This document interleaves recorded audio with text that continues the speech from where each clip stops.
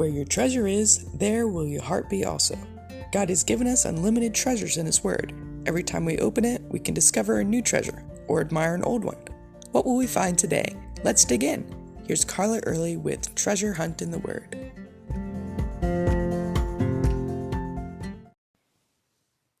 A while back, a friend told me about blesseveryhome.com.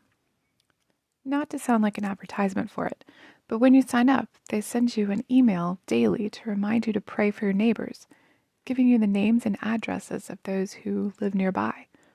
So I started prayer walking the street next to our house, praying for my neighbors and even meeting some of them. But as it got into spring, I realized walking outdoors was too hot, so I started walking indoors. I used my treadmill, but sometimes I walk through the house. One day it occurred to me to prayer walk my house, like I did my neighborhood, only praying for my family. The more I walked, the more I thought of to pray about. So I sat down to write everything out so I could share it with you. Starting in the kitchen, I thanked God for how He provided for us so bountifully, with all the food in our pantry and fridge. But the bread basket reminded me that we do not live by bread alone, but by His Word. So I thanked Him for the Bible and all the wisdom He gives us to live each day. At the kitchen table, I thanked Him for the opportunity to serve my family and all the good memories we'd had around the table, eating, playing games, and doing puzzles over the years.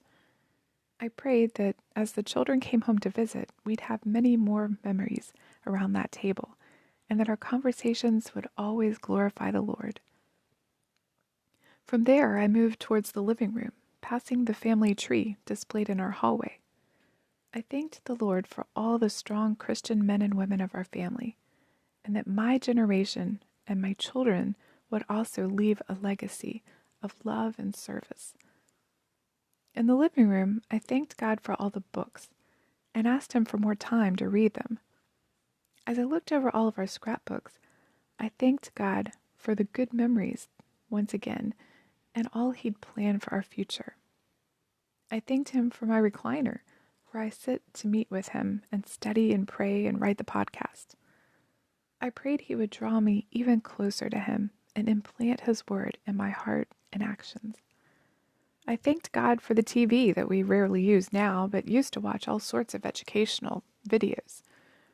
I prayed that it would only be used to display things that would glorify Him. In the laundry room, I thanked the Lord for my clothes and for a washer and dryer, and prayed that I would be joyful in doing everyday tasks and that my family would be clothed in Jesus' righteousness. In my bedroom, I thanked the Lord for my husband and for our loving relationship. I thanked Him for sending me a wise, patient Christian man who loves me. I prayed we would both love the Lord with all of our heart, soul, mind, and strength, and that He would keep us safe, healthy, and away from the schemes of the evil one. In passing the mirror, I thanked God for making me in His image, and asked Him not to allow the world's ideas of who I am and how I look change my knowledge of who I am in Him. In the bathroom, I thanked the Lord for sanitary living conditions and clean water, and prayed that He would show me areas of my life that needs cleansing as well. At the entryway, I prayed that each person coming through the door would find a house of peace and joy, and a home that honors God. In the dining room, I thanked the Lord for family and friends, and the fellowship that we've had there. I prayed He would give me wisdom in inviting people over and grow me in the area of hospitality. Upstairs, I prayed over each of the rooms of my children, their lives, their future, and their walk with the Lord. Then I sat down and realized that I live in a holy place, a place now consecrated to the Lord. It truly wasn't mine, it was His home that He allowed us to live in. I want to challenge you today to pray over each area of your home, each piece of furniture, each person living there. Then give it all back to the Lord. You can contact us at treasurehuntintheword@gmail.com. We'd love to hear the treasures God has given you through His Word. You can listen to other episodes at our website, which you can find in the description below. Thanks for listening, and remember, Where your treasure is, there will your heart be also.